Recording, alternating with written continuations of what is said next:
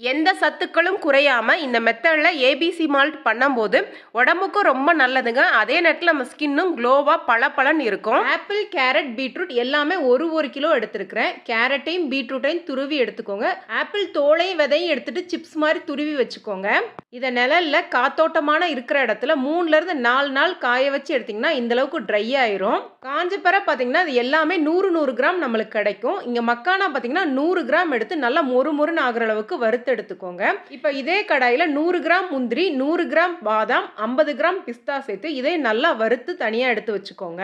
இந்த அளவு சுக்கு எடுத்துக்கோங்க. இதை தட்டி சேர்த்துக்கோங்க. இதோட 10 ஏலக்காய் சேர்த்து லைட்டாக சூடாக இருக்கிற கடாயில் வறுத்து எடுத்தால் போதுமானது. இப்போ இது எல்லாமே தயாராயிருச்சு. இதோட 100 கிராம் பனங்கல்கண்டு சேர்த்துக்கோங்க. நாட்டு சக்கரை சேர்க்கக்கூடாது. பனங்கல்கண்டு சேர்த்து நல்லா அரைச்சிட்டு சலிச்சு எடுத்து வச்சுக்கோங்க.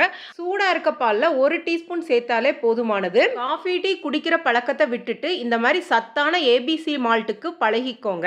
என்னால இவ்வளோ ப்ராசஸ் பண்ணி ஏபிசி மால்ட் செய்ய முடியாதுன்னு நினைக்கிறவங்களுக்கு இதே மெத்தட்ல எந்த ஒரு சத்தும் குறைவில்லாம நம்ம fit and food Tamil ABC malt ready பண்ணி கொடுத்துக்கிட்டு இருக்காங்க. இவங்களோட இன்ஸ்டாகிராம் பேஜை டேக் பண்ணியிருக்கிறேன். கூடவே வெப்சைட் டீட்டெயிலும் வாட்ஸ்அப் டீட்டெயிலும் கொடுத்துருக்கிறேன். கண்டிப்பாக செக் பண்ணி பாருங்க. நன்றி, வணக்கம்.